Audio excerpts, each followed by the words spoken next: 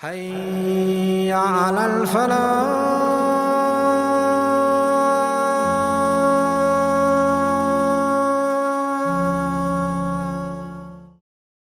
الشيطان الرجيم. بسم الله الرحمن الرحيم.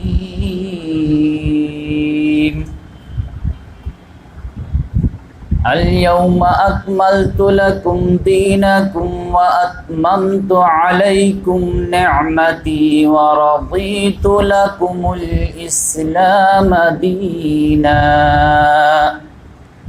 صدق اللہ العظیم.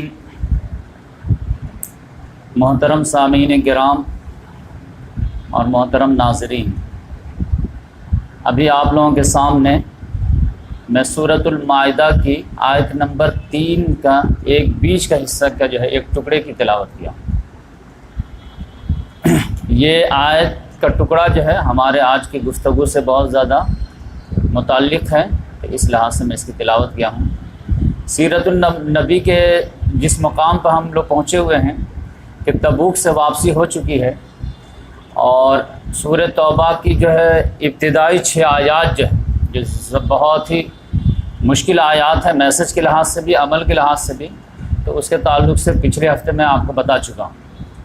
آج انشاءاللہ میں آپ کو حجۃ الوداع کے بارے میں بتاؤں گا، یعنی محمد صلی اللہ علیہ وسلم کا جو حج ہوا تھا تو وہ اسٹیپ بائی اسٹیپ کیسے ہوا تھا.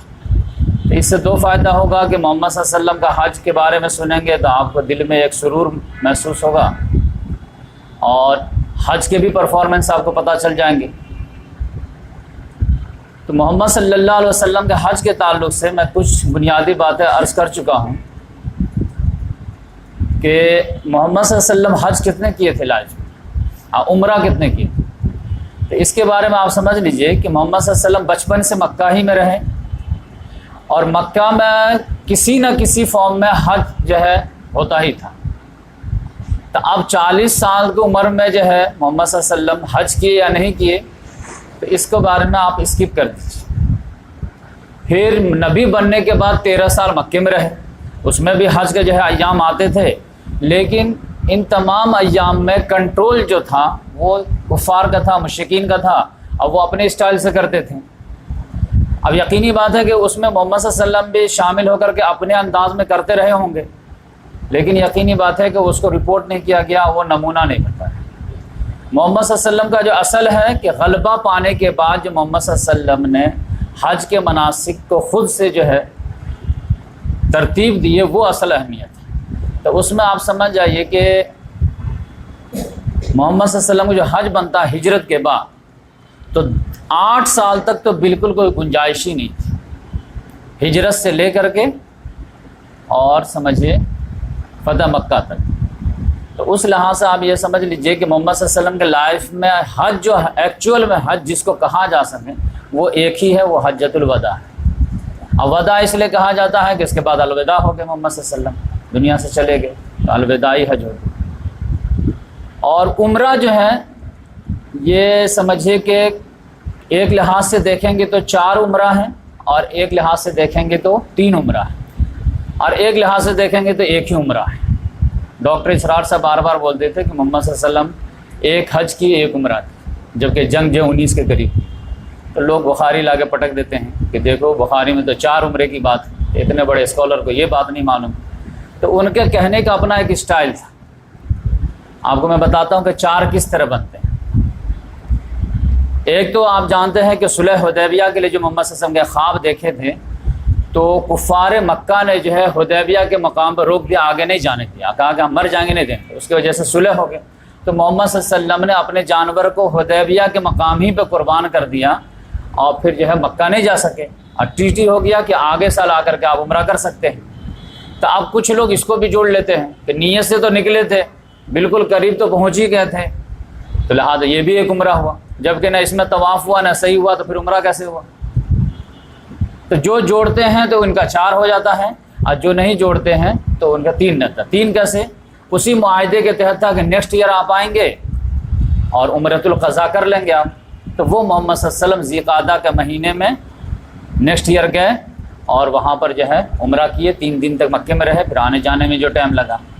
تو یہ اصل میں ایکچوئل عمرہ ہے. جو ڈاکٹر اسرار صاحب کا کہنے کا مطلب یہ تھا کہ محمد صلی اللہ علیہ وسلم سے ایک عمرہ کیے ہیں تو وہ یہی ایک عمرہ ہے. بقیہ 2 عمرہ اور کون ہیں؟ وہ فتح مکہ کے موقع سے جب گئے تھے تو جانتے ہیں کہ حنین کی طرف گئے ہیں، جیرانہ میں جو ہے مال غنیمت کا ڈھیر لگا ہوا تھا، وہاں سے جب بانٹ کر کے آئے ہیں تو پھر محمد صلی اللہ علیہ وسلم نے عمرہ کیا. تو اب یہ سفر جو تھا وہ تو فتح مکہ کا سفر تھا، لیکن اس سے لگے ہاتھ عمرہ بھی کر لیا. یہ سفر عمرہ کا سفر نہیں تھا، یہ فتح مکہ کا سفر تھا. اب جب مکہ پہنچ گئے ہیں تو عمرہ بھی کر لیے. تو اب جو لوگ اس کو کاؤنٹ کرتے ہیں تو اس کے لحاظ سے 3 ہو جاتا ہے. اور پھر ایک جو ہے عمرہ جو ہے، اور آپ کہہ سکتے ہیں کہ یہ جو حجۃ الوداع میں گئے تھے تو محمد صلی اللہ علیہ وسلم عمرہ بھی کیے اور حج بھی کیے. تو اس کو بھی لوگ کہتے ہیں کہ یہ حج کا سفر تھا، حج کے سفر میں عمرہ بھی کر لیے تو بہت اچھی بات ہے. تو ڈاکٹر صاحب کا جو کہنے کا مطلب تھا یہ نہیں تھا کہ ان کو معلوم نہیں تھا کہ یہ جو حجۃ الوداع میں بھی عمرہ کیے تھے اور فتح مکہ کے موقع سے بھی عمرہ کیے تھے. ان کا کہنے کا مطلب یہ تھا یہ تو یہ ایڈیشنل تھا. اصل جو سفر کیے ہیں محمد صلی اللہ علیہ وسلم پرپزفل، وہ عمرہ کے لیے اونلی ایک سفر اور حج کے لیے اونلی ایک سفر. تو یہ میں پورا کلیئر کر دیا تاکہ آپ کو حدیث میں 4 بھی ملیں گے، 3 بھی ملیں گے، بڑے بڑے اسکالر 1 بھی بولیں گے تو ان کا کہنے کا مطلب کیا ہے یہ بھی آپ سمجھیے. تو اس لحاظ سے جو ہے محمد صلی اللہ علیہ وسلم کا آج حجۃ الوداع کا جو ہے میں آپ کو بیان کروں گا، اور خاص طور سے محمد صلی اللہ علیہ وسلم کے جو خطبے ہیں 3 خطبات میں آپ کو پیش کروں گا اس سفر میں. 3 جو ہے محمد صلی اللہ علیہ وسلم لیکچر دیے تو وہ بھی کیا ہے. تو یہ بہت انٹرسٹنگ حدیث ہے، ایک بہت لمبی ہے. حضرت جابر بن عبداللہ رضی اللہ تعالیٰ عنہ سے، اب صحابہ کرام ایک ایک باریک نوٹ کر کے رکھتے تھے. وہ جو ہے حج کے تعلق سے اکثر و بیشتر حدیث جو ہے جابر بن عبداللہ رضی اللہ تعالیٰ عنہ ہی بیان کرتے ہیں. ان کے پاس جو ہے کچھ نوجوان لڑکے آئے جب یہ بہت بوڑھے ہو گئے تھے، یہاں تک کہ نابینا ہو گئے تھے. تو سب سے ہائے ہلے ہوا، نابینا تھے تو ہاتھ ہی سے ٹچ کر کے پتہ کرتے تھے اچھا تم بیٹا کون ہو، تم بیٹا کون. تو جتنے لڑکے آئے تھے سب سے جب ملاقات ہو گئی تو آخر میں جو ہے بولے بیٹا تم کون ہو. تو انہوں نے کہا کہ میں محمد بن علی بن حسین یعنی محمد باقر ہوں. آپ جانتے ہیں کہ علی رضی اللہ تعالیٰ عنہ کے بیٹے حسین تھے اور حسین رضی اللہ تعالیٰ عنہ کے بیٹے علی تھے جن کا نام زین العابدین تھا. اور پھر ان کے بیٹے جو تھے پھر محمد باقر تھے اور ان کے بیٹے جو تھے وہ جعفر صادق تھے. تو ان کے تھرو جو ہے یہ حدیث آئے ہیں. تو یہ بہت مضبوط چینل ہے، اس سے زیادہ مضبوط چینل کیا ہو سکتے ہیں کہ اہل بیت کے ذریعے سے آپ تک یہ حدیث پہنچی. تو جعفر صادق رضی اللہ تعالیٰ عنہ نے سنے کن سے؟ محمد باقر سے. محمد بن باقر نے سنا زین العابدین سے، اور زین العابدین نے سنے امام حسین سے، اور امام حسین نے سنے علی رضی اللہ تعالیٰ عنہ سے. اس طرح سے جو ہے حدیث بیان ہے. تو محمد باقر رضی اللہ تعالیٰ عنہ کہتے ہیں کہ میں جو ہے جب میرے سر پہ ہاتھ ڈالے تو بولے بیٹا تم کون ہو؟ تو میں بولا کہ میں محمد بن علی ہوں. تو بولا اچھا. تو فوراً میرے سر پہ ہاتھ ڈالے اور پھر میرا اوپر کا بٹن نیچے کا بٹن کھولے اور میرے سینے پہ ہاتھ ایسے ایسے کیے. نابینا تھے، میں اس وقت جوان تھا. تو ایک محبت شفقت کے اہل بیت کا بچہ ہے، اس پہ ظلم اتنا ہوا ہے تو پیار محبت شو کیے. اس کے بعد بولے کہ بیٹا میں تو بہت بوڑھا ہو گیا ہوں، پوچھو جو بھی پوچھنا ہے. تو اسی وقت جو ہے نماز کا ٹائم ہو گیا تو نماز پڑھانے لگے. نماز سے جب فارغ ہوئے تو پھر بولے بیٹا پوچھو کیا پوچھتے ہو. تو انہوں نے کہا کہ آپ مجھے محمد صلی اللہ علیہ وسلم کے حج کے بارے میں سنائیے کچھ، کہ محمد صلی اللہ علیہ وسلم حج کیسے کیے تھے. تو پھر جابر رضی اللہ تعالیٰ عنہ نے حج کے واقعات سنائے. انہوں نے ہاتھ سے اشارہ کیا کہ بیٹے 9 سال تک محمد صلی اللہ علیہ وسلم ویٹ کیے، یعنی جب سے ہجرت کر کے آئے تب سے 9 سال تک حج پہ نہیں گئے. کیونکہ جانتے ہیں کہ 8 ہجری میں مکہ فتح ہو گیا تھا رمضان میں. چاہتے تو 8 کے جو ہے ذی الحجہ میں کر سکتے تھے لیکن محمد صلی اللہ علیہ وسلم نہیں کیے. چاہتے تو 9 میں بھی کر سکتے تھے لیکن 9 میں امیر حج جو ہے حضرت ابو بکر صدیق رضی اللہ تعالیٰ عنہ کو بنا کے بھیج دیے لیکن پھر بھی نہیں کیا. تو بولے 9 سال تک ویٹ کیے. پھر جو ہے 10ویں سال محمد صلی اللہ علیہ وسلم کا ارادہ بنا کہ میں اب حج کروں. تو لوگوں میں اعلان کرا دیا گیا کہ محمد صلی اللہ علیہ وسلم کا ارادہ اس سال حج پہ جانے کا ہے، تو جس کو بھی جانا ہو تیاری کرو. تو شہر اور دیہات سے لوگ امڑ آئے گا، بہت زیادہ بڑی تعداد میں لوگ جو ہے شوق سے جوق در جوق آئے، اور مدینہ بالکل جو ہے بھر گیا اس سے۔ تو محمد صلی اللہ علیہ وسلم جو حساب کتاب اگر بیٹھائیں گے تو ذی قعدہ کے 25 یا 26 تاریخ کو گھر سے نکلے، اور 8-9 روز جو ہے آپ کو مکہ پہنچنے میں لگا محمد صلی اللہ علیہ وسلم کو، کیونکہ بڑی جماعت تھی، تقریباً جو ہے 1,24,000 جو ہے صحابہ کرام جمع ہوئے۔ اب محمد صلی اللہ علیہ وسلم نے ساری بیویوں کو بھی ساتھ لیا، عام طور سے سفر میں ایک بیوی کو ساتھ رکھتے تھے قرآن اندازی کر، اس میں ساری بیویوں کو ساتھ لیے اور نکلے۔ اور آپ جانتے ہیں حج پہ جانے کے لیے میقات جو ہے بنا احرام اور بنا تلبیہ کے کراس نہیں کر سکتے۔ جیسے ہم لوگوں کے جو میقات ہے وہ یلملم ہے، اور جو مدینے والے کا جو میقات ہے وہ ذوالحلیفہ ہے، اور شام والے کا جو میقات ہے وہ جو ہے جحفہ ہے، اور جو ہے نجد والوں کا جو میقات ہے وہ قرن المنازل ہے۔ تو مدینے والے کا جو ہے ذوالحلیفہ تھا، تو بولے کہ ہم لوگ ساتھ میں نکلے، محمد صلی اللہ علیہ وسلم ظہر کی نماز مدینے میں 4 رکعت پڑھائے، اور اس کے بعد سب لوگ نکلے۔ تو ہم لوگ جب جو ہے ذوالحلیفہ پہنچے ہیں تو عصر کا ٹائم ہو گیا، تو وہاں پہ محمد صلی اللہ علیہ وسلم 2 رکعت نماز پڑھا عصر، اور وہیں پہ قیام کیے، اور سمجھے کہ ایک دن وہیں ہالٹ کیا۔ اس کے بعد جو ہے محمد صلی اللہ علیہ وسلم رات میں اپنی بیویوں کے پاس بھی گئے، پھر اس کے بعد صبح میں غسل کیے، اس کے بعد احرام کا کپڑا پہنے، اور اس کے بعد روانہ ہوئے۔ محمد صلی اللہ علیہ وسلم کی ایک اونٹنی تھی، اس کا نام تھا قصوہ، تو قصوہ پر بیٹھ گئے اور پھر چلے۔ تو اب جیسے ہی بیدا کے چڑھائی پر چڑھے ہیں، اونٹنی چڑھی تو سب لوگوں کو نظر آنے لگے دم۔ تو حضرت جابر بن عبداللہ رضی اللہ تعالیٰ عنہ کہتے ہیں کہ تا حد نگاہ آگے پیچھے دائیں بائیں آدمی ہی آدمی نظر آتا تھا۔ 1,24,000 معمولی بات ہے اس زمانے میں، کوئی سوار ہے، کوئی پیدل ہے، کوئی کیسے بھی ہے، لیکن چل رہے ہیں۔ تو جاتے جاتے جاتے جو ہے 8-9 روز میں 4 ذی الحجہ کو ہم لوگ مدینہ میں انٹری دی۔ مدینہ میں جیسے ہی پہنچے تو محمد صلی اللہ علیہ وسلم جو تلبیہ پڑھنا یہ بیداہی سے شروع کر دیا، لبیک اللہم لبیک لبیک لا شریک لک لبیک ان الحمد والنعمت لک والملک لا شریک لک۔ اے اللہ میں حاضر ہوں، اے اللہ میں حاضر ہوں، اے اللہ میں حاضر ہوں، تیرا کوئی شریک نہیں، تیری ہی لیے نعمت ہے، تیرے لیے حمد ہے، تیرے لیے ملک ہے بادشاہ، تیرا کوئی شریک نہیں۔ اور تلبیہ میں اوپر نیچے بھی لوگ پڑھ رہے تھے، لیکن محمد صلی اللہ علیہ وسلم کوئی بات نہیں۔ تو اس طرح سے جو ہے مکہ میں جیسے ہی محمد صلی اللہ علیہ وسلم داخل ہوئے ہیں کہ سب سے پہلے جو ہے محمد صلی اللہ علیہ وسلم حجر اسود کے پاس گئے، اور حضرت جابر رضی اللہ تعالیٰ کہتے ہیں کہ ہم میں سے کچھ لوگ جو ہے حج کا ارادہ کیے تھے، کچھ لوگ عمرہ کا ارادہ کیے تھے، اور ہمارے یہاں جو ہے حج عمرہ ایک ساتھ نہیں تصور تھا۔ جاہلیت کے زمانے میں حج کے لیے الگ دن، عمرہ کے لیے الگ دن، تو یا تو کوئی حج کا ارادہ کیا ہوا تھا یا کوئی عمرہ کا ارادہ کیا تھا، دونوں ایک ساتھ کسی کا ارادہ نہیں تھا۔ لیکن محمد صلی اللہ علیہ وسلم ذوالحلیفہ ہی سے بولنا شروع کر دیے کہ بھائی ہم کو اللہ تبارک و تعالیٰ نے میسج دیا ہے کہ اب حج عمرہ ایک ساتھ ہو سکتا ہے، لیکن چونکہ یہ بات گھٹی میں پڑی ہوئی تھی، کبھی سنے ہی نہیں تھے، تو لہٰذا ایک مرتبہ بولنے سے کوئی ہلنے والے نہیں تھے، لہٰذا تھوڑا تھوڑا بولنا شروع کیے محمد صلی اللہ علیہ وسلم، دائیں بگائے بولتے رہے، لیکن اصل پریکٹیکل تو وہاں مکہ میں ہونا تھا۔ تو کئی حدیث آپ کو ملے گی، اس لیے میں تطبیق بتا رہا ہوں کہ اس کا مطلب کیا ہے، کہ شروع ہی سے محمد صلی اللہ علیہ وسلم تھوڑا سا بول دیے پھر خاموش، تھوڑا سا بول دیے پھر خاموش۔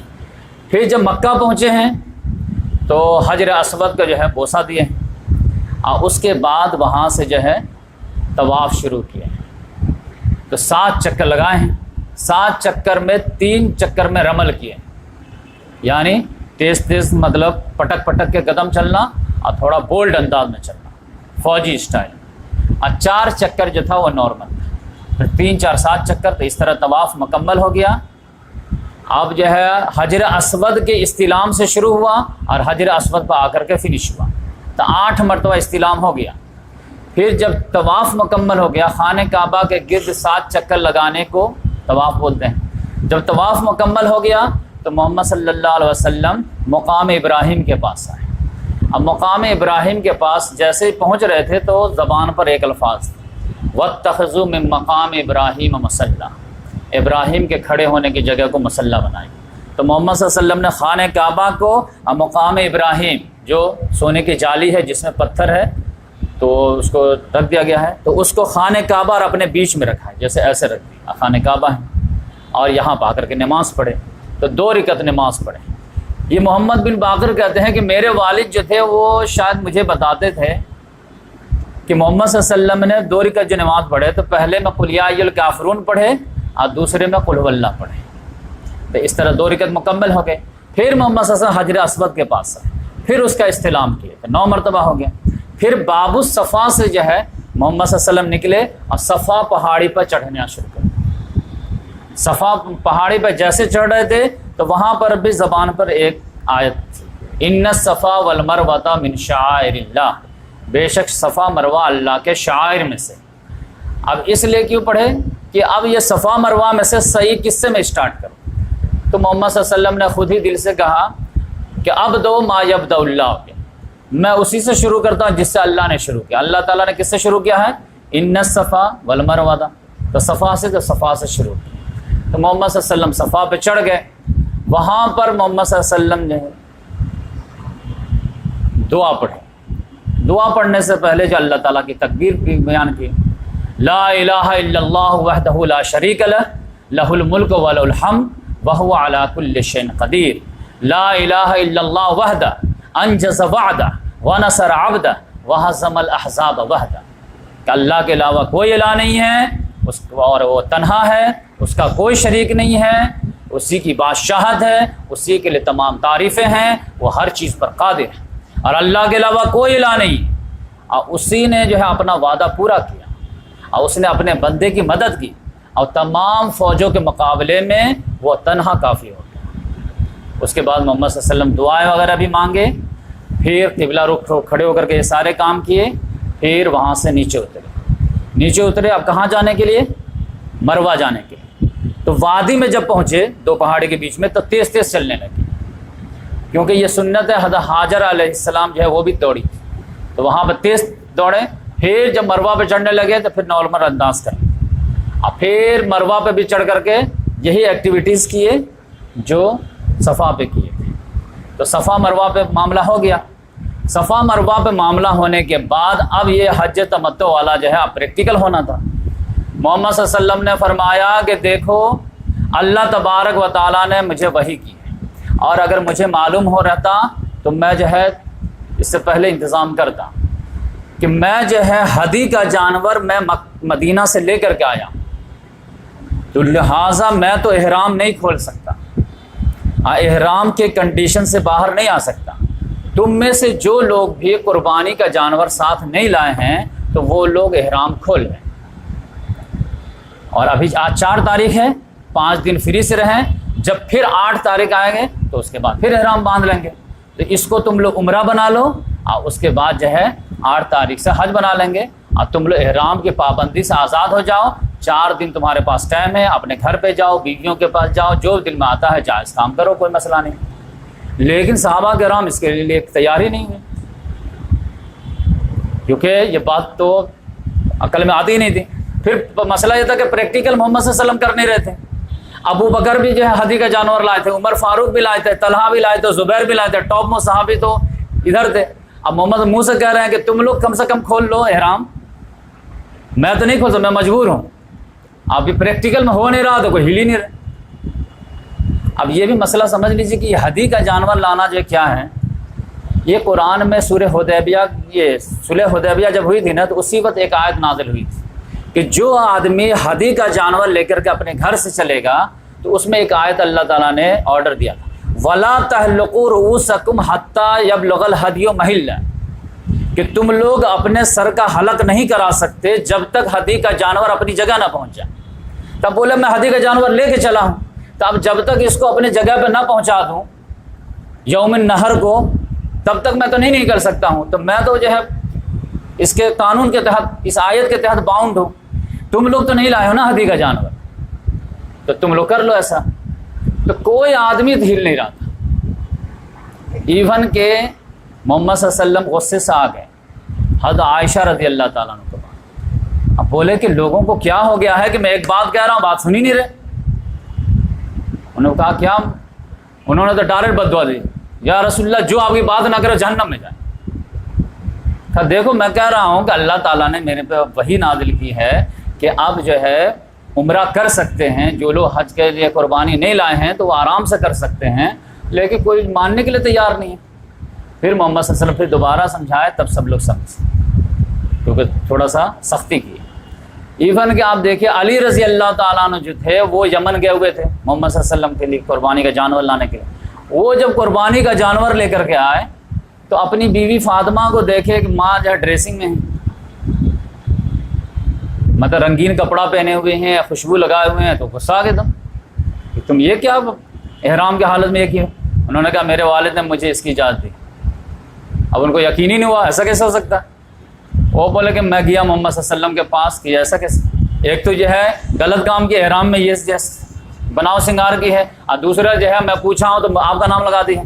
تو میں گیا جا کر کے بولنے کی, لیکن جیسے محمد صلی اللہ علیہ وسلم کو بتایا میں کہ دیکھیے فاطمہ نے ایسے سے کیا ہے, میں بولا ہوں تو آپ کا نام کہ نہیں, اس نے سچ کہا, میں ہی بولا ہوں. تو یہ حج تمتع والا بڑا کنٹروورشیل ہے. میں انشاءاللہ اس پہ ایک لیکچر دوں گا. اب آئرانی افیت کہیں یا کیا کہیں, حضرت ابو بکر, حضرت عمر فاروق, حضرت عثمان, حضرت زبیر, اکثر و بیشتر اس پر بینڈ لگائیں. عجیب مسئلہ.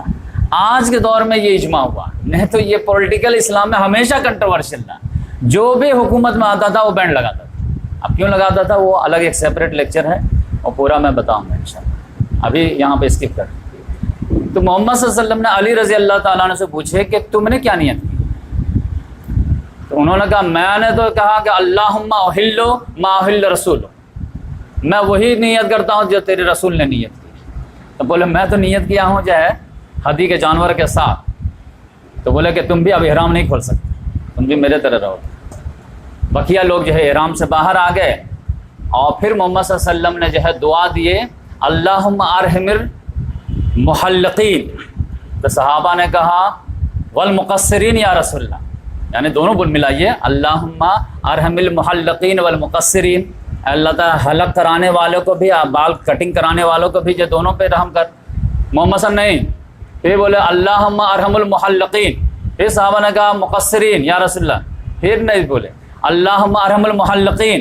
پھر صحابہ نے کہا والمقصرین یا رسول اللہ. تب چوتھے مرتبہ کہا چلو والمقصرین.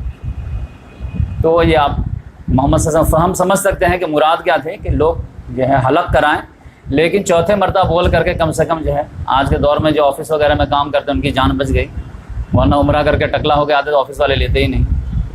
تو دونوں گنجائش, یہ جو کہتے ہیں نا کہ دین جو آسان ہے, دین میں وسعت ہے, امت محمدیہ بآسانی کی گئی ہے, تو اسی سب چیزوں میں آسانی دی گئی. ورنہ ہارڈ اینڈ فاسٹ رہتا کہ نہیں جو جائے گا ٹکلا ہو کے آئے گا, تو پھر کتنے لوگوں کو بال کتنی عزیز ہوتی ہے آپ اس کا تصور کر سکتے ہیں. تو اس لحاظ سے جو ہے اکثر و بیشتر صحابہ کرام جو ہے حلق کرائیں, کچھ لوگ قصر بھی کرائیں. اب وہ لوگ احرام سے باہر آ گئے, اب محمد صلی اللہ علیہ وسلم بھی اب حج کے احرام جو ہے دنوں کے انتظار کرنے لگے. مکہ سے دور ہو کر کے قیام کیے تھوڑے سے. اس کے بعد جب 8 تاریخ آئی, 8 تاریخ کو آپ کہتے ہیں یوم الترویہ, سیراب کرنے کا دن, یعنی اونٹ کو پانی وانی پلا کر کے اسٹاک کر دیا جاتا ہے, کیونکہ 5-6 دن جو ہیکٹک جو ہے ڈے رہتا ہے, تو پتہ نہیں پانی کا موقع ملے نہ ملے, تو اونٹ کو تیار رکھو. تو جب 8 تاریخ ہوئی تو محمد صلی اللہ علیہ وسلم جو ہے مینا کے لیے سب لوگوں کو کہے کہ سب لوگ آؤ. تو سب لوگ احرام باندھ کر کے, اب جو لوگ احرام کھولے نہیں تھے حج قران والے, تو وہ تو احرام میں تھے ہی, وہ آ گئے. اور جو لوگ احرام کھول دیے تھے حج تمتع والے, تو وہ لوگ احرام باندھے اور تلبیہ پڑھتے ہوئے سب لوگ کہاں جمع ہو گئے, مینا.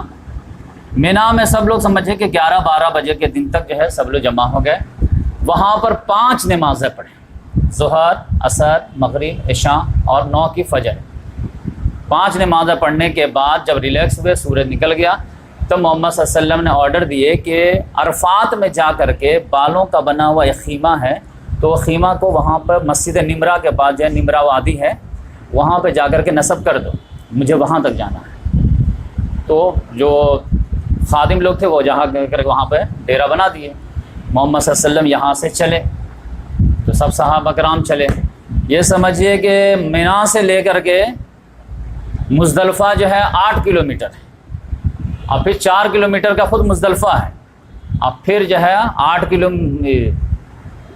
کلومیٹر کا پھر جو ہے سمجھیے کہ عرفات ہے، ٹوٹل 20 کلومیٹر بن جاتے ہیں مینا سے لے کر کے عرفات۔ تو 20 کلومیٹر کا سفر محمد صلی اللہ علیہ وسلم طے کر کے عرفات پہنچ گئے، اور یہ سارے ایکٹیویٹی جو ہے اونٹ پر بیٹھ کر کے قصبہ پہ، خاص طور سے ریزن یہ تھا کہ سب لوگ دیکھ لیں، کیونکہ اتنا بڑا مجمع ہے تو ہم کو دیکھیں اور اسی حساب سے جو ہے مناسک حج سیکھیں۔ جب عرفات پہنچے ہیں تخیمہ لگا ہوا تھا، تخیمہ پہ اترے، پھر جو ہے تھوڑا سا ریلیکس ہوئے، اس کے بعد بولے کہ ایسا کرو کہ قصبہ اونٹنی کو جو ہے تیار کرو، اس پہ زین وغیرہ کس دو، اس پر بیٹھ کر کے میں خطبہ دوں۔ تو سمجھے کہ 12 ساڑھے 12 1 بج ہی گئے ہوں گے۔ تو محمد صلی اللہ علیہ وسلم خطبہ کے لیے کھڑے ہوئے اور سارے لوگوں کو جمع کر دیا۔ اب یہ سمجھے کہ یہ لائف ٹائم اچیومنٹ تھا۔ محمد صلی اللہ علیہ وسلم نے خطبہ دیا، بہت ہی شارٹ اینڈ بہت ہی سوئٹ، اور 1,24,000 کا مجمع۔ اب اس زمانے میں جو اسپیکر وغیرہ تو تھے نہیں، تو ابھی یہاں سے میں تقریر کیا تو پھر جو ہے کچھ دور کے بعد جو ہے وہ جیسے نماز میں جو ہے کبھی لائٹ چلی جاتی ہے تو اللہ اکبر سمی اللہ لمن حمدہ ایسے کہتے، ویسے مکبر حضرات جو ہے آگے بڑھا رہے تھے۔ تو محمد صلی اللہ علیہ وسلم ہر بات کو 3 مرتبہ ریپیٹ کر رہے تھے، اس طرف بھی بولتے تھے، اس طرف بھی بولتے تھے، پھر اس طرف بھی، تینوں طرف لوگ تھے۔ تو اس میں محمد صلی اللہ علیہ وسلم نے فرمایا، اب خطبے وغیرہ کے الفاظ پہ غور کیجیے کہ الوداعی خطبہ ہونے جا رہا ہے، یعنی لائف کا جو آخری خطبہ ہے۔ اب اس میں یقینی بات ہے کہ جو سب سے اہم جو ہے دین کی بنیاد ہوگی وہی بیان کی جائے گی۔ یہ تو ایک اندھا آدمی بے وقوف بھی سمجھ سکتا ہے کہ جو موسٹ امپورٹنٹ ہوگی نبی کے نظر میں وہی بات ہوگی۔ تو آپ دیکھ لیجئے موسٹ امپورٹنٹ کیا تھی۔ محمد صلی اللہ علیہ وسلم نے فرمایا، ان دماءکم و اموالکم حرام علیکم کحرمت یومکم ھذا فی شہرکم ھذا فی بلدکم ھذا، بے شک تمہارا خون اور تمہارے مال حرام ہے تم لوگوں پر، وہ ایسے ہی حرام جس طرح آج کے دن اس مہینے میں اس جگہ پہ حرام، یعنی جس طرح آج کا دن کتنا مقدس، یہ شہر جو ہے مکہ کتنا مقدس، یہ مہینہ جو ہے کتنا مقدس، تو جتنا مقدس آج عرفہ کا دن ہے، جتنا مقدس خانہ کعبہ میں جو ہے شہر مکہ ہے، اور جتنا مقدس ذی الحجہ ہے اشہر حرم میں ہے، اتنا ہی مقدس ایک مسلمان کا خون اور مال ہے۔ یعنی کسی کو ناحق خون کر دیا نا تو سمجھ جائیے کہ اس نے جیسے کہ خانہ کعبہ کو حرمت کو بٹے لگا دیا۔ بلکہ ایک حدیث میں تو یہاں تک ہے کہ خانہ کعبہ کو تباہ کر دینا جو ہے کم بڑا جرم ہے بنسبت کسی ایک مسلمان کے خون ناحق بہا دینے سے۔ پھر محمد صلی اللہ علیہ وسلم، ان دماءکم و اموالکم حرام علیکم کحرمت یومکم ھذا فی بلدکم ھذا فی شہرکم ھذا۔ اور پھر محمد صلی اللہ علیہ وسلم نے فرمایا، الا کل شیء من امر الجاہلیہ تحت قدمی موضوع، جاہلیت کے تمام رسم و رواج ہمارے دونوں قدموں کے نیچے۔ آج سے جاہلیت کا کوئی حوالہ نہیں دے گا کہ یہ ہوتے آیا ہے، وہ ہوتے آیا ہے، یہ باپ دادا کرتے تھے، تمام جاہلیت کے رسم و رواج ہمارے دونوں قدموں کے نیچے۔ اب صرف سنت ہی سنت رہے گی، قرآن اور حدیث رہے گی۔ پھر محمد صلی اللہ علیہ وسلم نے فرمایا، دم الجاہلیت موضوعۃ، اور جاہلیت کا خون اب سب ساتھ، یعنی کس نے کس کو مارا اب اس کا بدلہ لینا ہے، اب سب ختم، اب سب بھائی بھائی ہیں، آج سے نئی لائف کا آغاز ہو۔ اب پھر محمد صلی اللہ علیہ وسلم نے فرمایا، ان اول دم ازع من دمائنا دماء ابن ربیہ بن حارث، کہ سب سے پہلا چیریٹی بگنس ایٹ ہوم، تو سب سے پہلے میں جو خون کو جو ہے ناحق قرار دیتا ہوں، معاف کرتا ہوں، میں اپنے خاندان ربیہ کے بیٹے کا۔ اور ربیہ کے بیٹے کا خون کیسے ہوا تھا؟ وَكَانَ مُسْتَرْزَعًا فِي بَنِي سَعْد فَقَتَلَهُ حُذَیل، کہ وہ چھوٹا سا بچہ تھا، قبیلے سعد میں جا کر کے دودھ پی رہا تھا، حلیمہ سعدیہ جیسے قبیلے سعد کی تھی، تو یہ بچہ بھی دودھ پینے کے لیے گیا تھا، قبیلے حذیل والے نے ان کو قتل کر دیا تھا نا۔ تو اب اس کا بدلہ لیتے کہ نہیں لیتے؟ تو محمد صلی اللہ علیہ وسلم نے کہا ٹھیک ہے اب جاؤ، میں ختم کرتا ہوں، آج سے سب دشمنی وغیرہ ختم، سب سے بھائی بھائی، تو میں اپنے گھر کا، اپنے خاندان کا پہلے یہ خون معاف کرتا ہوں، پھر جتنے لوگوں کا جو خون ہے اس کو بھی ہم ریکویسٹ کرتے ہیں کہ سب معاف کریں۔ پھر محمد صلی اللہ علیہ وسلم نے فرمایا کہ ربا الجاہلیہ موضوع، جاہلیت کا سود بھی ختم، وہ بھی سب ختم۔ اب اول ربن من ربائنا ربا العباس عبد المطلب، اب میں اپنے گھر کا جو سب سے پہلا اسے سود معاف کرتا ہوں وہ عباس بن عبد المطلب کا سود، جن جن لوگوں کو انہوں نے بانٹے ہیں اب کچھ نہیں ملے گا۔ فَإِنَّهُ مَوْضُوعَةٌ كُلُّ، سب سود موڑ سب برباد۔ تو چیریٹی بگنس ایٹ ہوم، قانون لاگو کرنا تو گھر سے لاگو کرو، اپنے چچا بھی لاگو کرو، اپنے عید بھی لاگو کرو، تب سب لوگ اپنائیں گے۔ تو اس طرح محمد صلی اللہ علیہ وسلم نے دونوں جو ہے اصول دیے ہر جو ہے حکمران وقت کو کہ جب بھی کوئی قانون لاگو کرو تو اپنے گھر سے لاگو کرو۔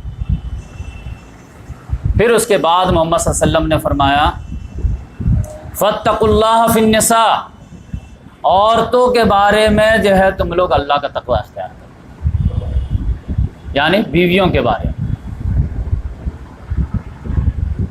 کیوں؟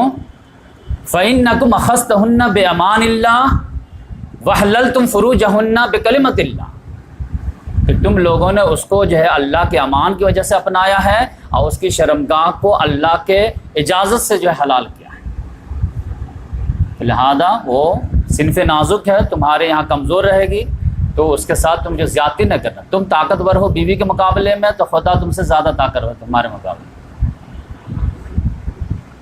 اور وَلَكُمْ عَلَيْهِنَّ، اب تمہارا حق بیویوں پر کیا ہے وہ بھی بتا دیں کہ اللہ یؤتینا فروشکن احدان تکرہوہن، کہ وہ کسی بھی ایسے مرد کو تمہارے بستر پر نہ آنے دے جس کو تم ناپسند کرتے ہیں۔ یہ تمہارا سب سے پہلا حق ہے، وہ بالکل پاک دامن ہونی چاہیے۔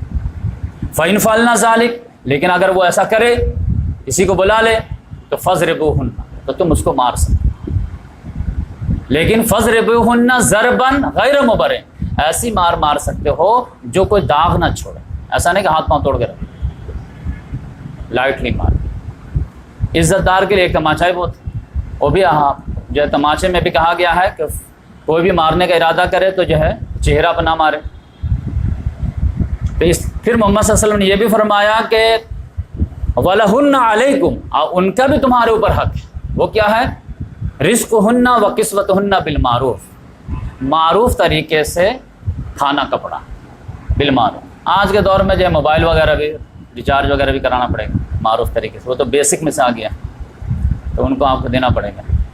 پھر محمد صلی اللہ علیہ وسلم نے فرمایا سب سے آخری بات کہ بھائی یہ کتنی بات میں اتنے بڑے مجمع میں بتاؤں، ساری باتوں کی ایک بات، قد ترکتم ما لن تزلوا بعدہ ان اعتصمتم بہ، کہ میں تمہارے درمیان ایک ایسی چیز چھوڑے جا رہا ہوں اگر تم اس کو مضبوطی سے پکڑے رہو تو کبھی گمراہ نہیں ہوگی۔ اب وہ کیا ہے؟ کتاب اللہ۔ تو کتاب اللہ میں تمہارے درمیان چھوڑے جا رہا ہوں، تو اس میں سے تم پڑھ لو، اپنے زندگی کو سدھار لو، گائیڈ لے لو۔ پھر محمد صلی اللہ علیہ وسلم نے فرمایا وَأَنْتُمْ تُسْأَلُونَ عَنِّي، تم سے پوچھا جائے گا میرے بارے میں، تو فَمَا أَنْتُمْ قَائِلُونَ، تو قیامت میں میرے بارے میں کیا جواب دو گے اللہ تعالیٰ کو؟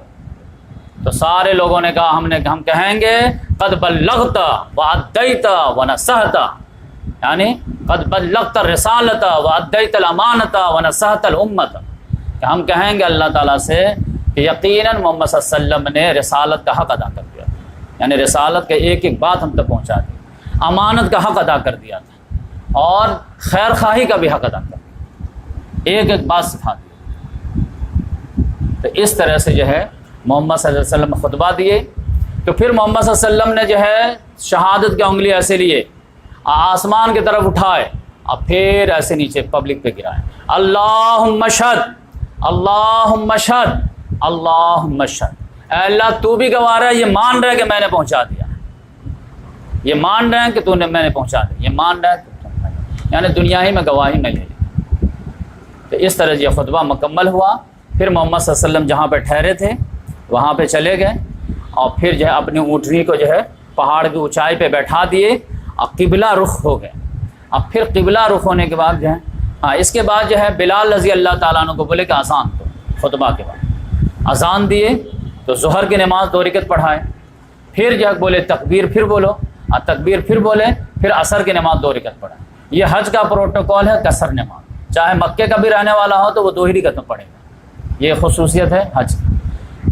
تو ظہر اثر جو ہے جمع تقدیم جو ہے کرا لیے اور اس کے بعد فری ہو گئے۔ تو محمد صلی اللہ علیہ وسلم اپنی جگہ پہ آ گئے، اونٹ کو جو ہے پہاڑی پہ بیٹھا دیے اور اپنا چہرہ جو ہے خانہ کعبہ کی طرف کر لیے، اور اس کے بعد سے لے کر کے مغرب تک بس اللہ تعالیٰ سے دعا ہی دعا، جو مانگنا مانگیے۔ کوئی جو ہے جو فزیکل عبادت ہے وہ آپ نہیں کر سکتے، ایون کہ آپ چاہیں گے کہ نماز پڑھے اثر بعد ہم نہیں پڑھ سکتے۔ ہاں، ایک ہی دعا ہے جو ہائیسٹ لیول کی عبادت ہے، وہی کرنا ہے آپ کو۔ الدعاء مخ العبادت، الدعاء هو العبادت، دعا ہی تو اصل عبادت ہے، تو وہی کرنا ہے سب ٹاپ عبادت۔ اور اللہ تعالیٰ نے فرمایا بھی ہے کہ جو ہے محمد صلی اللہ علیہ وسلم فرمایا کہ اللہ تعالیٰ سب سے زیادہ خوش جو ہے بندے سے عرفہ کے دن ہوتا ہے۔ اور یہی منظر تھا جب اللہ تبارک و تعالیٰ نے وہ آیت نازل کی جو میں نے آپ کے سامنے پیش کی، الیوم اکملت لکم دینکم واتممت علیکم نعمتی ورضیت لکم الاسلام دینا۔ آج میں نے تمہارا دین مکمل کر دیا۔ جب سود ختم ہوا، جب جاہلیت کے سارے رسم ٹوٹے، جب جاہلیت کے قتل کے بدلے ختم ہوئے، تب دین مکمل ہوا۔ اب میں نے اپنی نعمت پوری کر دی، اور پھر میں اب اسلام کو ایز اے ریلیجن ایکسیپٹ کر لیا۔ تو یہ بات آپ سمجھ، یہ دیکھیں ہدایت میں اور دین میں کیا فرق ہے، یہ بھی میں کل کر دوں اب یہاں پہ۔ یہ ہدایت کیا ہے؟ جیسے هو الذی ارسل رسولہ بالہدی ودین الحق، وہی اللہ ہے جس نے ہدایت دے کر کے بھی بھیجا، دین حق دے کر بھیجا۔ ہدایت ہی تو دین ہے نہیں؟ دیکھیں دونوں میں فرق کیا ہے، دونوں کا بہت کلوز ریلیشن۔ جیسے اگزامپل کے طور پر اقیم الصلاۃ، نماز قائم کرو، یہ کیا ہے؟ ہدایت ہے کہ اللہ تعالیٰ کا آرڈر ہے کہ بھائی آپ نماز پڑھیے، اللہ کا آرڈر ہے کہ آپ روزہ رکھیے، اللہ کا آرڈر ہے کہ آپ زکوٰۃ دیجیے، یہ کیا ہے؟ ہدایت۔ لیکن آپ نماز پڑھیے تو محمد صلی اللہ علیہ وسلم نے اس ایک لفظ کو اقیم الصلاۃ، نماز قائم کرو، نماز پڑھو نہیں، نماز قائم۔ اب اس نماز قائم کا پروسیس پوری مسجد کا سسٹم ہے، امام کو رکھنا، مؤذن کا رکھنا، لیٹرنگ باتھ روم کا ارینج کرنا، وضو خانہ بنانا، محراب بنانا، مسجد بنانا، چٹائی، یہ وہ، گھڑی بڑی، جتنے بھی اس کے پورے اسٹرکچر ہے، متولی ہونا، اس کے پوری ٹیم ہونا، یہ سارے کس کے تقاضے ہیں؟ یہ کیا ہے؟ نظام ہے۔ نماز قائم کرنے کے لیے کوئی بھی نماز پڑھنے آئے گا تو اس کو استنجا تو لگے گی وضو سے پہلے، کہاں جائے گا؟ پھر گھر جائے گا تو وہاں اٹیچ لیٹرنگ باتھ روم ہونا چاہیے۔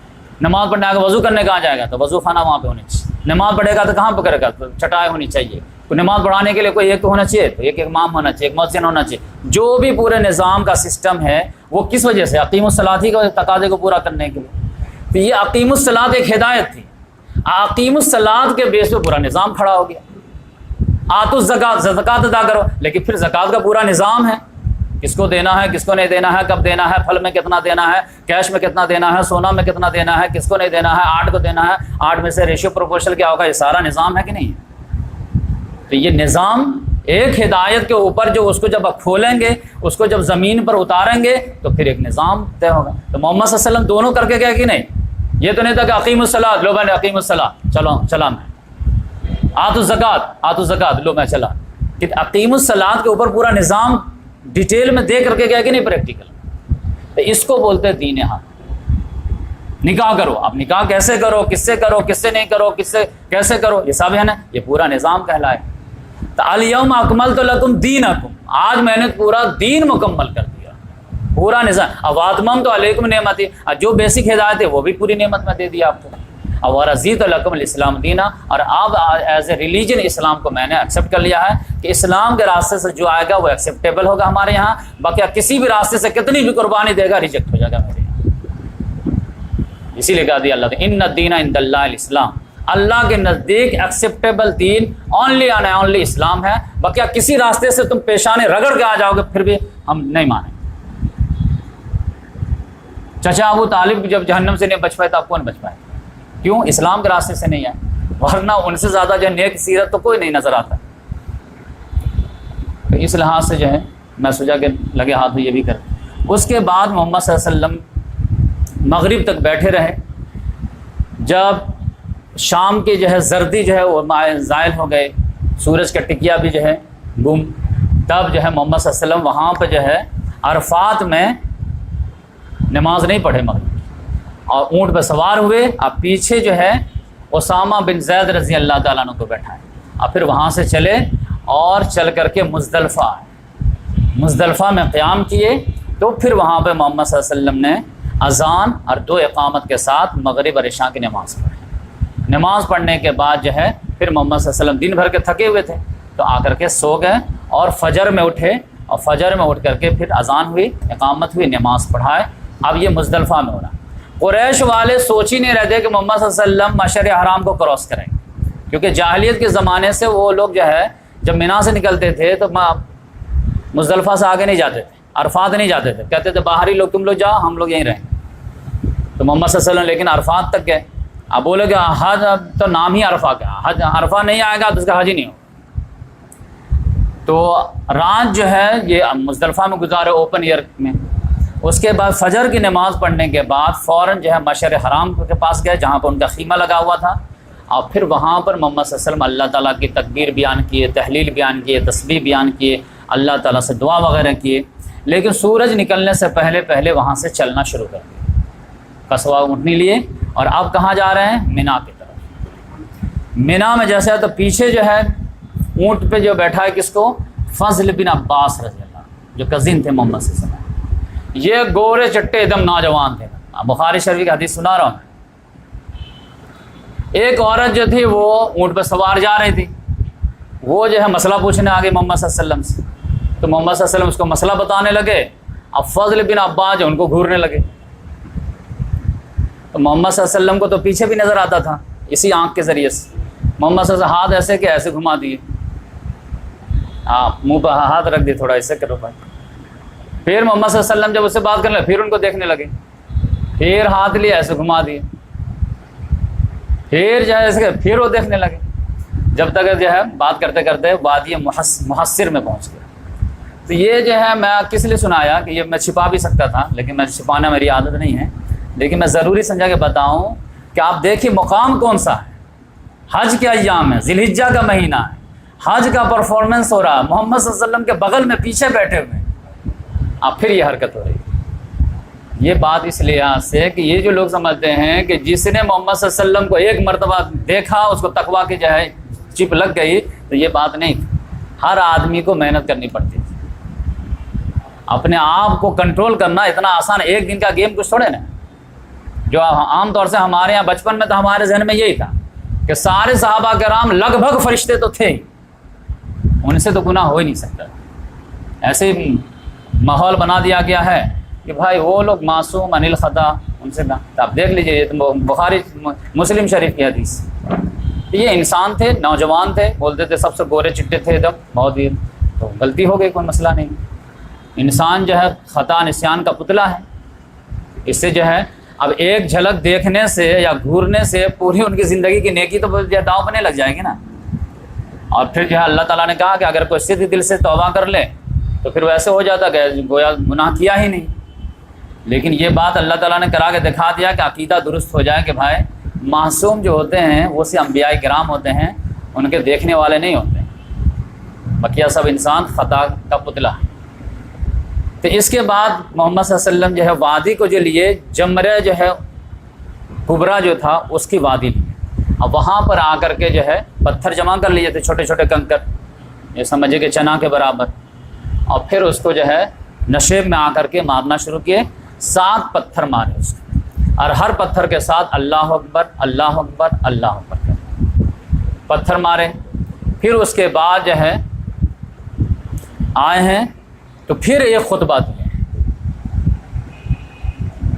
اور یہ خطبہ جو ہے عام طور سے جو ہے لوگ بیان ہی نہیں کیا جاتا، یہ حجۃ الوداع والا تو سب کو معلوم ہے، لوگ تغرا بنا بنا کر کے بھی بانٹتے رہتے ہیں، لیکن اس میں بھی پھر محمد صلی اللہ علیہ وسلم نے سارے لوگوں کو مینا میں جمع کیے اور یہ خطبہ دیے، اور یہ اس لحاظ سے تو اور زیادہ آگے تھا، اسی کا کڑی ہے لیکن اور زبردست۔ محمد صلی اللہ علیہ وسلم نے فرمایا اِنَّ دِمَاءَكُمْ وَأَمْوَالَكُمْ وَأَعْرَاضَكُمْ كَحُرْمَتِ يَوْمِكُمْ هَذَا فِي شَهْرِكُمْ هَذَا فِي بَلَدِكُمْ هَذَا، بے شک تمہارے خون، تمہارے اموال، تمہاری عزت ہے اسی طرح محترم ہے جس طرح آج کا دن، یہ مہینہ، یہ شہر۔ بلکہ اس سے پہلے بھی ایک اور جملہ پہلے بولے، وہ کیا ہے؟ ان الزمان قد استدار کہیتہ یوم خلق اللہ السماوات والارض، بے شک زمانہ گھوم پھر کر کے اس اپنی جگہ پہ آ گیا ہے جس جگہ پر اللہ تعالیٰ نے فرسٹ مرتبہ اس کو پیدا کیا تھا۔ یہ زمانہ گھوم پھر کے کیسے آ گیا ہے؟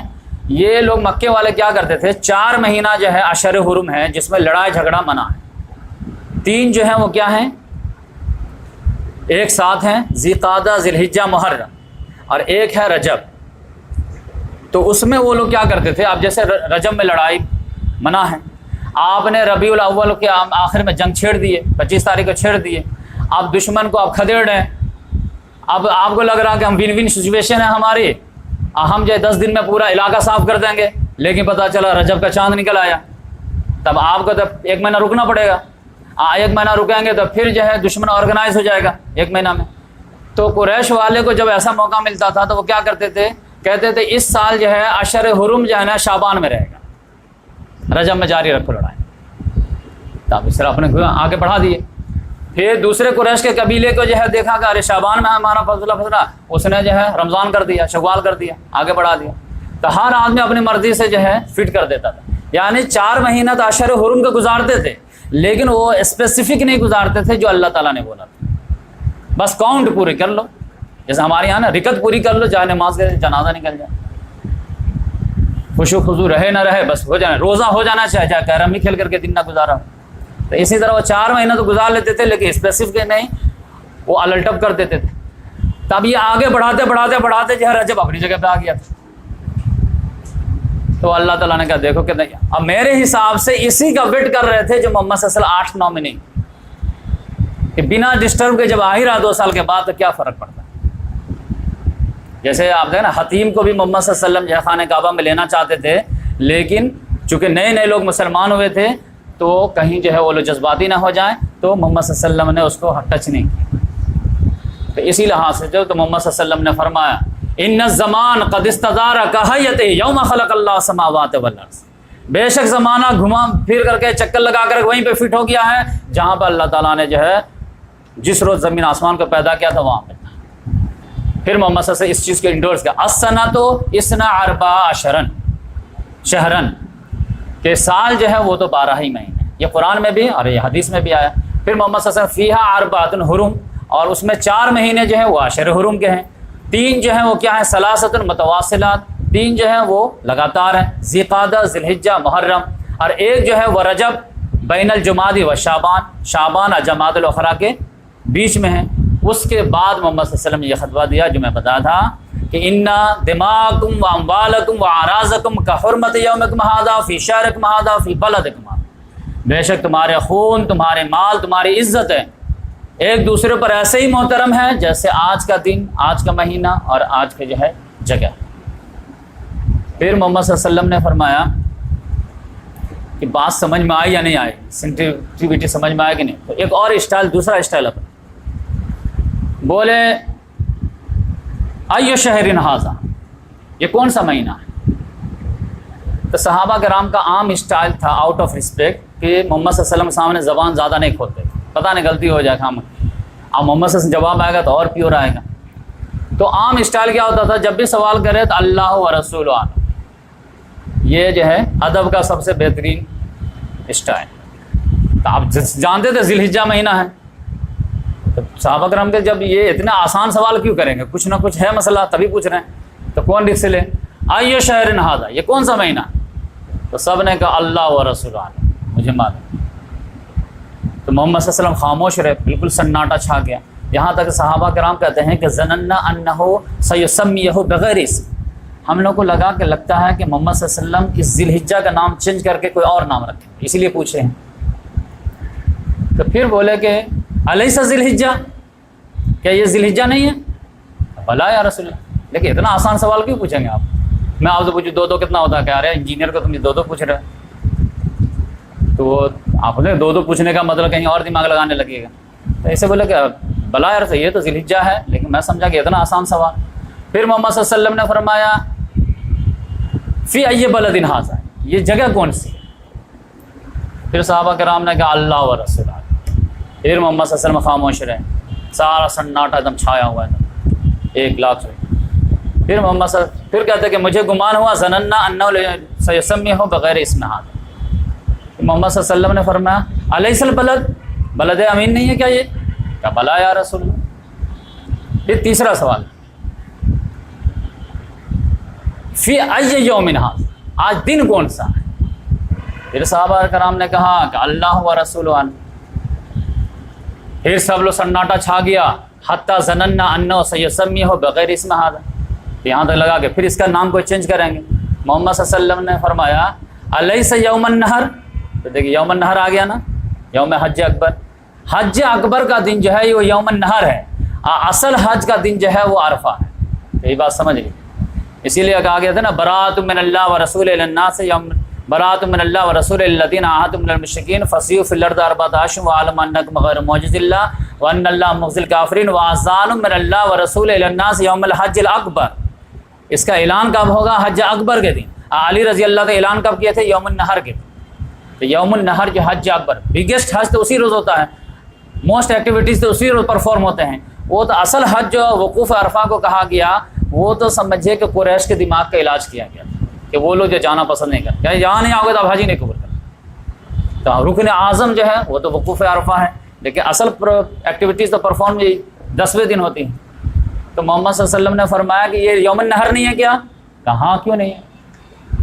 تو اتنا ماحول بنانے کے بعد پھر محمد صلی اللہ علیہ وسلم نے فرمایا کہ جس طرح آج کا دن اور آج کی جگہ اور یہ مہینہ محترم ہے، اسی طرح سے محترم تمہارے آپس کے خون جان مال عزت آبرو۔ اتنا۔ اب پھر بولے ستلقون ربکم فیسألکم عن اعمالکم، آن قریب تمہاری ملاقات تمہارے رب اپنے رب سے ہوگی اور وہ تم کو تمہارے اعمال کے بارے میں پوچھے گا۔ تعالیٰ غور سے میری بات سنو، فلا ترجعوا بعدی کفر ضلالا، تو تم لوگ میرے بعد گمراہ مت ہو جانا۔ یضربوا بعضکم رقاب بعض، کہ آپس میں ایک دوسرے کی گردنیں مارنے لگو۔ اب یہ بار بار ہنٹ کیوں ہو رہا ہے اس پہ؟ تمہارے خون، تمہارے خون، اشارہ ہو چکا تھا،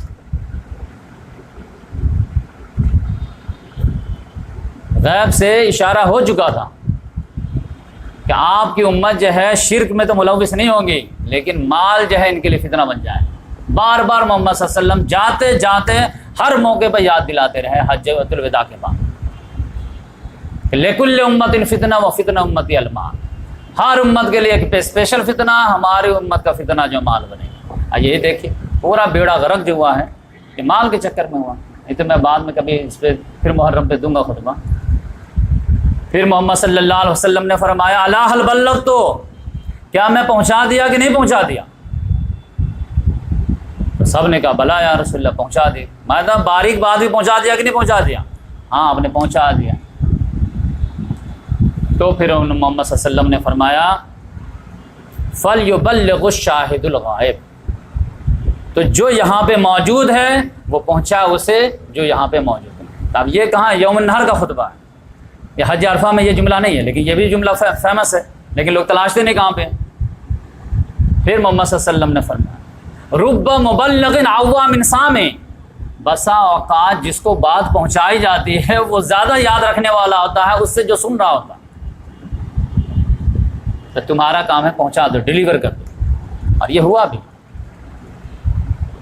امام بخاری، امام مسلم، امام ترمذی، امام ابو داؤد، یہ سب جتنے بھی حدیث کے امام ہیں یہ سب تو تبع تابعین ہیں نا، تو ان کو کون بات پہنچایا ہوگا؟ یہ ساری حدیث تابعی پہنچایا ہوگا نا۔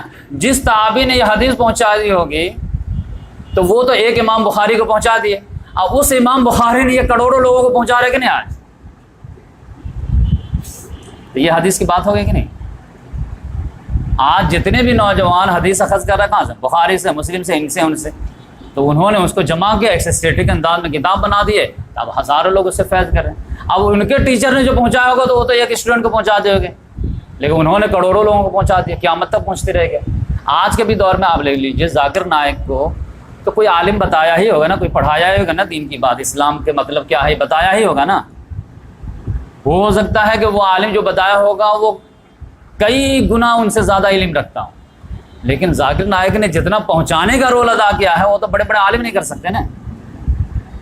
غیر مسلموں تک، مسلموں تک اسلام کی دعوت جتنا شاندار انداز میں اس نے گھر گھر پہنچا دیا، اتنا تو پوری دنیا کے عالموں کو ایک ترازو میں ڈال دیجئے، ذاکر نائک کے ایک ترازو میں ڈال دیجئے، اب پہنچانے میں کون آگے ہے تو یقینی بات ہے آپ کہیں گے کہ اسی کا وزن بھاری رہے گا، لیکن اس کو بھی تو کسی نے پہنچایا ہی ہوگا۔ تو محمد صلی اللہ علیہ وسلم نے فرمایا کہ تم اپنا کام ادا کر دو، وَرُبَّ مُبَلَّغٍ أَوْعَىٰ مِنْ سَامِعٍ، بسا اوقات ہوتا ہے جس کو پہنچائی جا رہی ہوتی بات وہ زیادہ یاد رکھنے والا ہوتا ہے اس سے جس کو جو سننے والا ہے۔ تو اس لحاظ سے ہم لوگ کو بھی میسج کہ ہم لوگ بھی کوئی بات ملے پہنچا دیں، کوئی بچہ کو چھوٹے بچے کو پہنچا دے گا، وہ جوان ہو کر کے کیا رول ادا کر دے گا آپ کو کیا پتہ۔ تو اس لحاظ سے جو ہے پھر محمد صلی اللہ علیہ وسلم وہاں پہ کیا کیا، قربانی کی۔ اب یہ خطبہ جو ہے قربانی سے پہلے کے یا بعد کے یہ تھوڑا سا میں بھول رہا ہوں، بقیہ یہ آگے پیچھے ہو۔ اس کے بعد محمد صلی اللہ علیہ وسلم قربانی کیے۔ علی رضی اللہ تعالیٰ عنہ جو یمن سے جانور لے کر کے آئے تھے، اور محمد صلی اللہ علیہ وسلم جو اپنے ساتھ جانور لے کر کے آئے تھے، کل ملا کر کے 100 جانور، 63 اونٹ کو محمد صلی اللہ علیہ وسلم نے اپنے ہاتھ سے ذبح کیا۔ کس سے؟ سمبل کے طور پر، عمر مبارک کے طور پر۔ محمد صلی اللہ علیہ وسلم عمر مبارک 63، تو 63 اپنے ہاتھ سے کیے۔ اس کے بعد علی رضی اللہ تعالیٰ بولے کہ بقیہ کو تم کر، تو بقیہ کو انہوں نے کر دیے۔ پھر اس کے بعد آدمی کو آرڈر دیے کہ ہر اونٹ میں سے ایک ایک بوٹی کاٹو۔ اب 100 اونٹ ہے وہ کئی کلو، اس کو بولے ہنڈیا میں پکاؤ، اس کو بقرعید کا دن ہے نا، کھایا جائے گا اس کو، تو اس کو ہڈیا میں ایک ایک اونٹ میں سے سب میں سے کاٹ کر کے پکایا گیا۔ علی رضی اللہ تعالیٰ عنہ محمد صلی اللہ علیہ وسلم نے اس میں سے کھائے بھی اور شوربہ بھی پی۔ اس کے بعد جو ہے پھر بال کٹوائے، محمد صلی اللہ علیہ وسلم حلق کرائے، اور پھر حلق کرانے کے بعد فوراً آ گئے کہاں پہ؟ طواف افاضہ کے لیے، حج کے۔ تو ظہر سے پہلے پہنچ گئے، محمد صلی اللہ علیہ وسلم ظہر کی نماز مکے میں ادا کیے، طواف افاضہ کرنے کے بعد پھر مینا آ گئے۔ اب مینا میں پھر جو ہے 3 دن محمد صلی اللہ علیہ وسلم رہے، اور تینوں دن جو ہے زوال کے بعد تینوں جمرات کو کنکڑی مارتے تھے۔ اب پھر 3 دن کے بعد آگے کہاں پر؟ وادی ابتح میں۔ پھر محمد صلی اللہ علیہ وسلم کو یہ بات اچھی نہ لگی کہ سب لوگ مینا سے ہی جو اپنے اپنے گھر کو چلے جائیں، خانہ کعبہ سے لگے کوئی تعلق ہی نہیں ہے، کیونکہ 3 دن ہو جاتا نا دور۔ تو محمد صلی اللہ علیہ وسلم نے پھر کہا کہ نہیں، وادی ابتح سے پھر فجر سے پہلے آئیں اور طواف۔ ہر حاجی کے لیے بولے کہ نہیں، ہر حاجی کو بھی کرنا ہے کہ مکہ چھوڑنے سے پہلے آخری جو ہے ایکٹیویٹیز ہونی چاہیے وہ طواف ہونی چاہیے، جس کو طواف وداع بولتے ہیں۔ تو اس طرح محمد صلی اللہ علیہ وسلم طواف کیے، اور اس کے بعد پھر جو ہے مدینہ آنے لگے۔ حضرت عائشہ رضی اللہ تعالیٰ عنہ کے بارے میں آپ کو معلوم ہے کہ وہ جو ہے جیسے مکہ پہنچی تھی تو وہ حیض سے ہو گئی تھی، وہ رونے لگی، یا رسول اللہ، محمد صلی گھر میں داخل، رو کیوں رہے تم؟ بولے یا رسول اللہ سمجھ گئے کہ تم کو حیض آیا کیا؟ کہاں، کیا اس میں ٹینشن لینے کی بات ہے، یہ تو اللہ تعالیٰ فطری بات ہے۔ تو تم ایسا کرو کہ حج کے سارے پرفارمنس کرو، بس طواف وغیرہ چھوڑ دو، آج جب پاک ہونا تو طواف ہی کرنا۔ تو یہ جو ہے عرفہ کے دن وہ پاک ہوئی، تو پھر وہ طواف افاضہ کی۔ لیکن جب ابتح کے پاس آئیں تو جب مدینہ لوٹنے کی باری آئے تو رونے لگی، یا رسول اللہ سب لوگ حج کر کے لوٹ رہے ہیں، حج عمرہ کر کے لوٹ رہے ہیں، میں خالی حج کر کے لوٹ رہی ہوں، میرے تو عمرہ تو ہمارا مس ہو گیا۔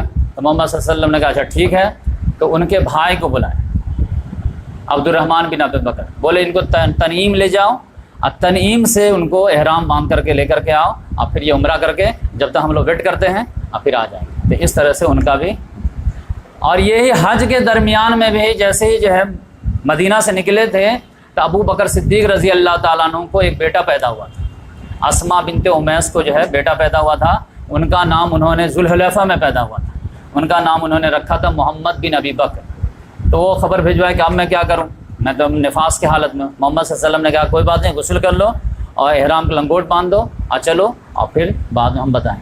تو اس طرح محمد صلی اللہ علیہ وسلم کا حج جو ہے کمپلیٹ ہوا۔ اب مدینہ آنے لگے، مدینہ آنے کے بعد اب سمجھے کہ ذی الحجہ ہے، اس کے بعد کیا ہے؟ محرم، صفر، ربیع اول میں انتقال، یعنی 1.5 مہینے کے بعد جو ہے انتقال۔ لیکن راستے میں ایک اور خطبہ تھا، تو میں سوچتا ہوں کہ یہ بھی کنکلوڈ ہو جائے تاکہ تینوں خطبہ جو ایک لیکچر میں آ جائیں۔ یہ بڑی کریٹیکل تھا۔ یہ جو ہے حدیث جو ہے یہ مسلم شریف میں 6225 نمبر کی حدیث ہے، 3-4 حدیث ایک ساتھ۔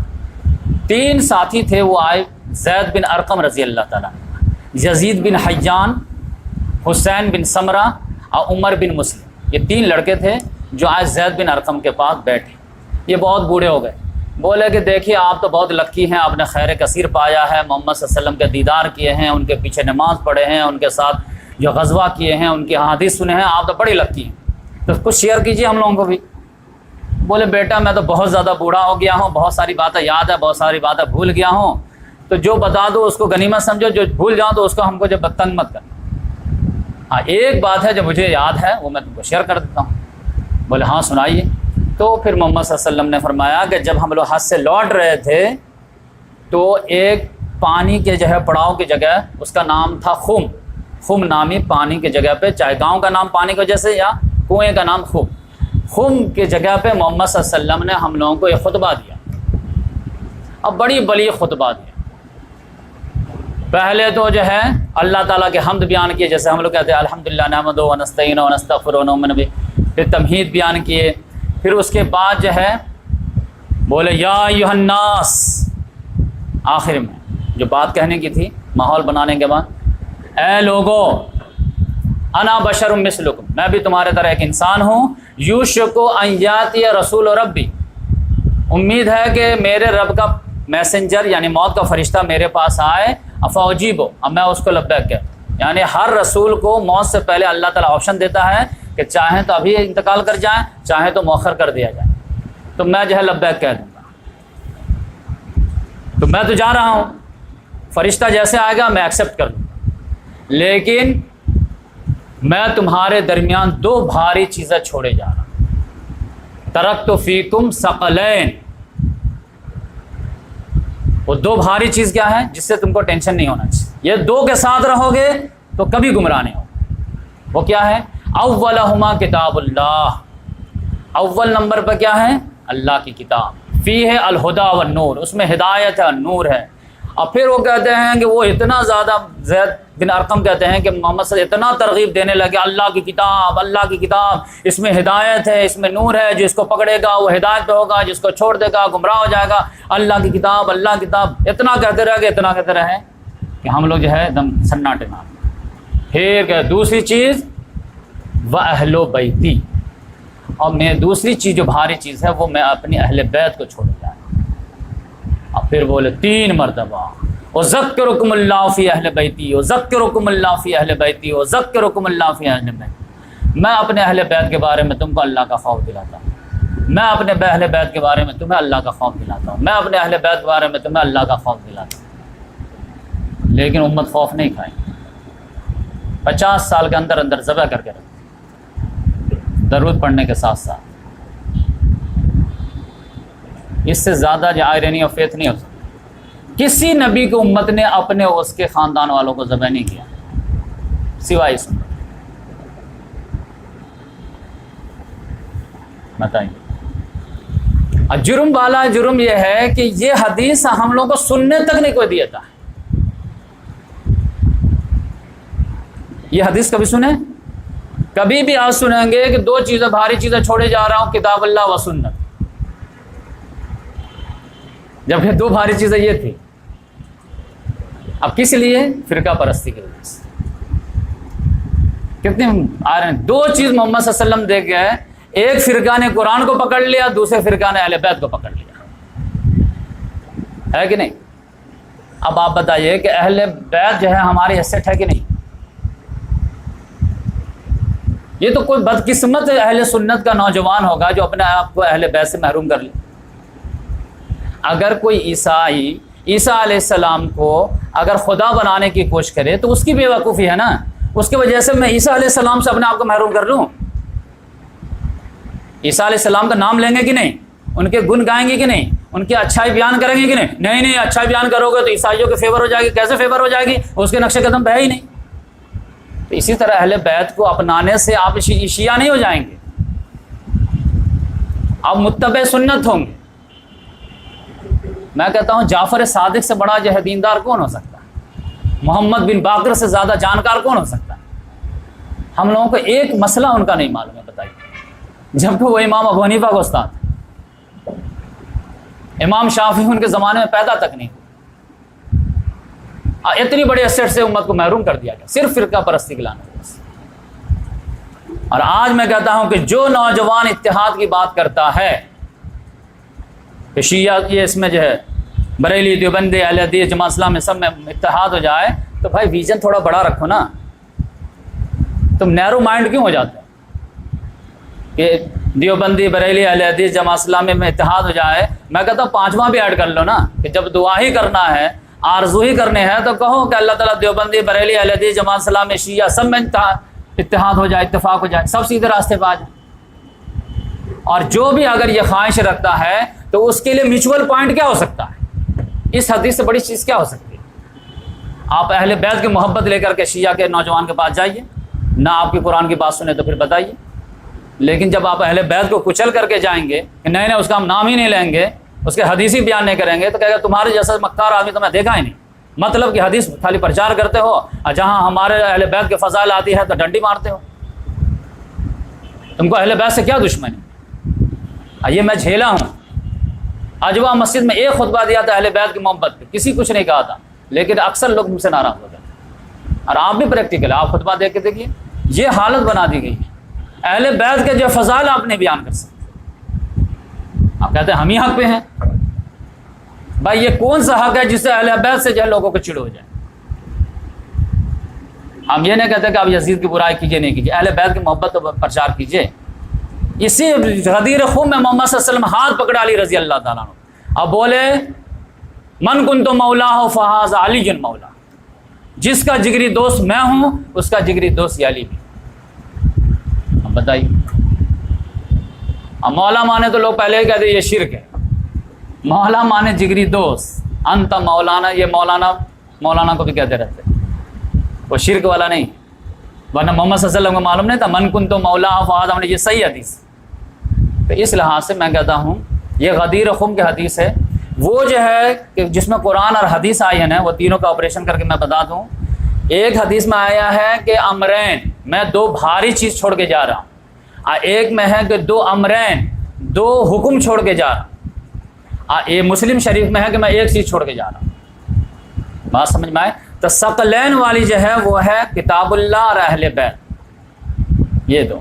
امرین والی جو ہے وہ ہے کتاب اللہ و سنت رسول، لیکن وہ کس حدیث میں ہے؟ وہ مستدرک الحاکم میں ہے۔ یہ مین اسٹریم حدیث کی کتاب نہیں ہے، مین اسٹریم کے صحیح ستہ ہے۔ مین اسٹریم کی جو سیکنڈ نمبر کی حدیث کی کتاب ہے وہ مسلم شریف، اس میں صرف ایک ہے کتاب اللہ کی بات۔ تو میں کہتا ہوں کہ کتاب اللہ میں کتاب رسول بھی ہے، حدیث رسول بھی ہے، اس میں نہ بھی بولا جائے تب بھی ہے۔ تو اس طرح سے جو ہے یہ بات کلیئر ہو جاتی ہے۔ تو میں جو ہے ہمبل ریکویسٹ کرتا ہوں سامعین سے بھی، ناظرین سے بھی، کہ آپ اس حدیث کو بیس بنا کر کے اتحاد کی اگر بات کرنی ہے تو آپ جو ہے پرچار کیجیے، لوگوں کے عام یہ کیجیے کہ بھائی ہم بھی اپنے جو ہے غلطی کا اعتراف کرتے ہیں اور آپ بھی غلطی کا اعتراف کیجیے، آپ بھی دو قدم آگے بڑھیے، ہم بھی دو قدم آگے بڑھتے ہیں، اور ایک میوچول انڈرسٹینڈنگ جو ہے آپ دیکھیں دنیا سنوارنے کے لیے کانگریس، این سی پی اور جو ہے شیو سینا جو ہے کامن منیمم پروگرام بنا رہے کہ نہیں بنا رہے؟ دنیا میں عیسائی میں یہودی میں جتنی شدید جنگ تھی کبھی تھی کہ کسی کی؟ وہ جس کو خدا کا بیٹا بولتے ہیں اس کو سن آف مین بولتے ہیں، باسٹرڈ بولتے ہیں، کتنا ایموشنل مان۔ لیکن ایک ہے کہ نہیں ہے؟ جرمنی کا برلن ڈیوائڈ ہو گیا تھا، ایسٹ برلن ویسٹ برلن، لیکن یونائٹ ہوا کہ نہیں ہوا؟ ساؤتھ کوریا نارتھ کوریا کسی طرح انڈرسٹینڈنگ کے ساتھ چل رہے کہ نہیں چل رہے؟ تو سعودی اور ایران سے انڈرسٹینڈنگ کے ساتھ نہیں چلتے، اختلاف رہنے کے باوجود میوچول پروگرام میں نہیں آ سکتے۔ کامن منیمم پروگرام بنائیے اور آگے بڑھیے، امت کو لیڈ کیجیے، امت کا درد محسوس کیجیے۔ 20 کروڑ مسلمانوں پر ایک مصیبت کا کوڑا گرا ہے، اور ایک کہیں سے جو ہے ایک اسٹیٹسمنٹ بھی نہیں آتا کہ یہ کیا ہوا۔ ایسا لگتا ہے کہ انڈیا کا مسلمان جو ہے بالکل جو ہے لاوارث ہے، اور 1.5 ارب امتوں کا حصہ ہے ہی نہیں۔ کہتا ہے یہ تمہارا مسئلہ ہے، مسجد تمہاری کہ ہم کو کیا مطلب ہے، ہمارے تیل بکنے چاہیے۔